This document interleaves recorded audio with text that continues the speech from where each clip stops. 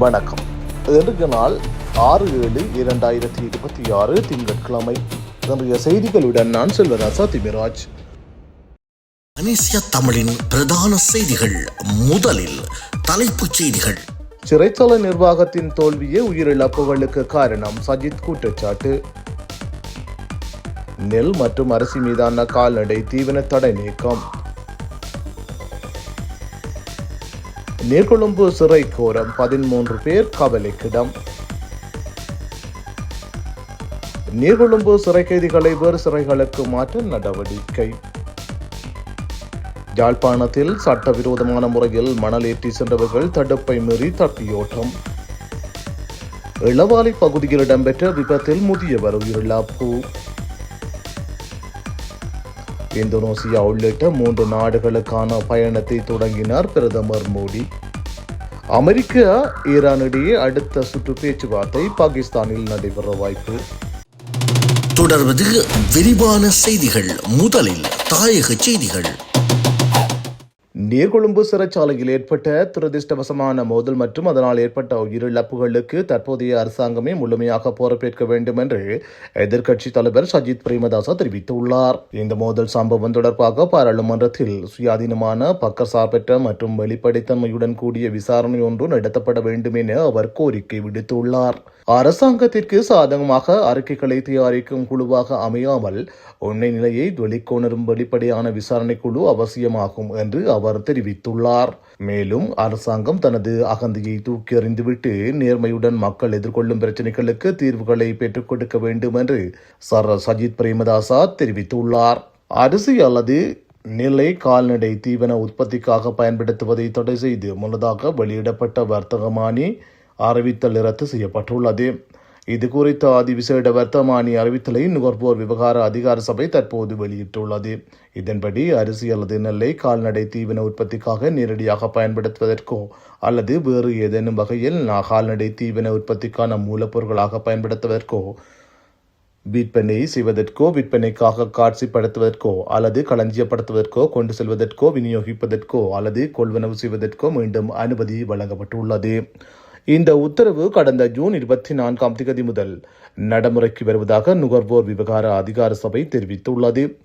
நீர்கொழும்பு சிறைச்சாலையில் இன்று 6 காலை ஏற்பட்ட மோதலில் உயிரிழந்த 25 பேரில் 5 சிறைச்சாலை அதிகாரிகளும் 20 கைதிகளும் அடங்குவதாக நீர்கொழும்பு பொது வைத்தியசாலையின் பணிப்பாளர் விசேட வைத்திய நிபுணர் புஷ்பா கம்லத் தெரிவித்துள்ளார். இந்த மோதல் காரணமாக சுமார் 100 பேர் காயமடைந்து நீர்கொழும்பு பொது வைத்தியசாலையில் அனுமதிக்கப்பட்டுள்ளனர். அவர்களில் பலத்த காயமடைந்த 13 பேர் மேலதிக சிகிச்சைக்காக கொழும்பு தேசிய வைத்தியசாலைக்கு மாற்றப்பட்டுள்ளனர். காலை 10 மணி அளவில் ஏற்பட்ட இந்த பதட்டமான சூழலை கட்டுப்படுத்த பாதுகாப்பு படையினர் பெரும் சிரமப்பட்டனர். இதன்போது காயமடைந்த சிறைச்சாலை அதிகாரிகள் சிலர் உடனடியாக வைத்தியசாலைக்கு அழைத்துச் செல்லப்பட்டனர். அதன் பிறகு பாதுகாப்பு படையினர் நிலைமையை கட்டுப்படுத்துவதற்காக சிறைச்சாலை வளாகத்திற்குள் நுழைந்தனர். இதற்கிடையில் சிறைச்சாலைக்குள் நிலவும் சூழலை அவதானிப்பதற்காக விமானப்படையின் ட்ரோன் கருவிகளும் பயன்படுத்தப்பட்டுள்ளன. 2 ட்ரோன் கருவிகளும் பெல் 412 ரக ஹெலிகாப்டர் ஒன்றும் அப்பகுதிக்கு அனுப்பி வைக்கப்பட்டுள்ளதாக விமானப்படை தெரிவித்துள்ளது. மேலும் அங்குள்ள பாதுகாப்பு நிலையை உறுதிப்படுத்த மேலதிக ராணுவ வீரர்களும் பணியில் ஈடுபடுத்தப்பட்டுள்ளனர். நீர்கொழும்பு சிறைச்சாலையில் உள்ள கைதிகள் சிலரை உடனடியாக வேறு சிறைச்சாலைகளுக்கு மாற்றுவதற்கு சிறைச்சாலை அதிகாரிகள் நடவடிக்கை எடுத்து வருவதாக சிறைச்சாலை ஊடக பேச்சாளரும் சிறைச்சாலை ஆணையாளருமான SC கஜாநாயக்கா தெரிவித்துள்ளார். யாழ்ப்பாணத்தில் சட்டவிரோதமான முறையில் மணல் ஏற்றி சென்றவர்கள் போலீசார் தம்மை துரத்தாது இருக்க வீதியில் மண்ணை பறித்த வண்ணம் தப்பியோடியுள்ளனர். அதனை போலீசார் துரத்தி சென்ற வேளை போலீசார் தம்மை பின்தொடர்வதை தடுக்கும் நோக்குடன் வீதியில் மண்ணை பறித்த வண்ணம் உளவு இயந்திரத்தில் தப்பிச் சென்றுள்ளனர். போலீசாரும் நீண்ட தூரம் உளவு இயந்திரத்தை பின்தொடர்ந்து துரத்திச் சென்ற நிலையில் வீதியில் உளவு இயந்திரத்தை கைவிட்டு அதன் சாரதியும் அதில் பயணித்தவர்களும் தப்பியோடியுள்ளனர். இந்நிலையில் உளவு இயந்திரத்தை கைப்பற்றியுள்ள போலீசார் அதன் சாரதியையும் அதில் பயணித்த நபர்களையும் கைது செய்ய நடவடிக்கை எடுத்துள்ளனர். இன்று காலை இளவாலை போலீஸ் பிரிவுக்குட்பட்ட மாதுகள் பகுதியில் இடம்பெற்ற விபத்தில் முதியவர் ஒருவர் உயிரிழந்துள்ளார். இதன்போது நல்லையான் வீதி சில்லாலியை சேர்ந்த சாம் தவராசா வயது 80 என்பவரை இவ்வாறு உயிரிழந்துள்ளார். இது குறித்து மேலும் தெரிய வருகையில் கடல்சார் சூழல் பாதுகாப்பு அதிகார சபையின் வாகனமும் குறித்த முதியவர் பயணித்த மோட்டார் சைக்கிளும் மோதி குறித்த விபத்து சம்பவித்துள்ளது. இதன்போது குறித்த முதியவர் சம்பவ இடத்திலே உயிரிழந்துள்ளார். அவரது சடலம் தற்போது யாழ்ப்பாணம் போதனா வைத்தியசாலைக்கு கொண்டு செல்லப்பட்டுள்ளது. இது குறித்து இளவாலை போலீசார் விசாரணைகளை மேற்கொண்டு வருகின்றனர். ஜாழ் நெடுந்தீவின் அபிவிருத்தி பணிகளுக்காக அரசாங்கம் 1500 தொடக்கம் 2000 மில்லியன் ரூபாய் நிதியை ஒதுக்கியுள்ளதாக போக்குவரத்து மற்றும் நெடுஞ்சாலைகள் அமைச்சர் பிமல் ரத்நாயக்கா தெரிவித்துள்ளார். நெடுந்தீவு பகுதியில் 40 மில்லியன் ரூபாய் செலவில் அமைக்கப்படவுள்ள எரிபொருள் நிரப்பு நிலையத்திற்கு அடிக்கல் நாட்டு நிகழ்வு நேற்று 5 நடைபெற்ற போதே அவர் இவ்வாறு குறிப்பிட்டார். அவர் தொடர்ந்து கருத்து தெரிவிக்கையில், நெடுந்தீவில் பல்வேறு அபிவிருத்தி திட்டங்களை அரசாங்கம் தொடர்ந்து முன்னெடுத்து வருகின்றது. தொடர்வது இந்திய செய்திகள். இந்தோனேசியாவில் ஆஸ்திரேலியா, நியூசிலாந்து ஆகிய நாடுகளுக்கு பிரதமர் மோடி 6 நாள் பயணமாக புறப்பட்டு சென்றுள்ளார். இந்தோனேசியா, ஆஸ்திரேலியா, நியூசிலாந்து ஆகிய நாடுகளில் பிரதமர் மோடி இன்று முதல் ஜூலை 11ஆம் தேதி வரை பயணம் மேற்கொண்டுள்ளார். அவர் இந்தோனேசியா ஜனாதிபதி பிரபோவோ சுபியாந்தோவுடன் பேச்சுவார்த்தை நடத்த உள்ளார். இந்தோனேசியா பயணத்தை முடித்துக் கொண்டு அங்கிருந்து அவர் ஆஸ்திரேலியா மற்றும் நியூசிலாந்து நாடுகளுக்கு புறப்பட்டு சென்றார். இது குறித்து பிரதமர் மோடி தனது இணையதளத்தில் பதிவிட்டுள்ளார்.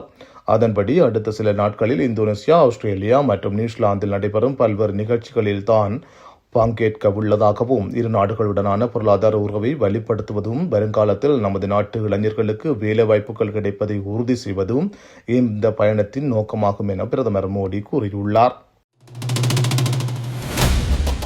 தொடர்வது உலகச் செய்திகள். அமெரிக்கா மற்றும் ஈரான் இடையிலான அடுத்த சுற்று அமைதி பேச்சுவார்த்தை பாகிஸ்தான் தலைநகர் இஸ்லாமாபாத்தில் நடைபெற வாய்ப்புள்ளதாக தூதரக வட்டாரங்கள் தெரிவிக்கின்றன. கடந்த மாதம் இரு நாடுகளுக்கிடையே போர் நிறுத்த புரிந்துணர்வு ஒப்பந்தம் ஏற்பட்ட நிலையில் சுவிட்சர்லாந்தின் ஃபர்ஜன்டாக் ரிசார்ட் அல்லது இஸ்லாமாபாத் ஆகிய 2 இடங்களில் ஒன்றை இறுதி செய்ய ஆலோசிக்கப்பட்டு வருகின்றது. ஈரானின் உச்ச தலைவர் அயத்துல்லா அலி கமேனியாவின் இறுதிச் சடங்கு நிகழ்வுகள் தற்பொழுது நடைபெறுவதால் இப்பேச்சுவார்த்தை வரும் 11ஆம் தேதி ஒத்திவைக்கப்பட்டுள்ளது. கமேனியின் உடல் வரும் 9ஆம் தேதி அடக்கம் செய்யப்படவுள்ளது. இதன் காரணமாக தலைநகர் தெஹ்ரானின் வான்பரப்பு இன்று முழுமையாக மூடப்படுவதாக சிவில் விமான போக்குவரத்து அமைப்பு அறிவித்துள்ளது. இதன்படி மிஹ்ராபாத் மற்றும் இமாம் கொமேனி சர்வதேச விமான நிலையங்களில் வழக்கமான விமான சேவைகள் இடைநிறுத்தப்பட்டுள்ளன. வரும் 9ஆம் தேதி இறுதி அடக்க சடங்கின் போது மசாத் நகர வான்பரப்பும் மூடப்படவுள்ளது. பாகிஸ்தான் மற்றும் கட்டார் நாடுகள் நடுவர்களாக செயல்படும் இப்பேச்சுவார்த்தையில் ஈரானின் அணுசக்தி திட்டம், தடைகள் விலக்கு மற்றும் கோர்மோஸ் நீரிணை பாதுகாப்பு குறித்து முக்கிய முடிவுகள் எடுக்கப்படும் என எதிர்பார்க்கப்படுகின்றது. இத்துடன் பனேசியா தமிழின் பிரதான செய்திகள் நிறைவு பெறுகிறது.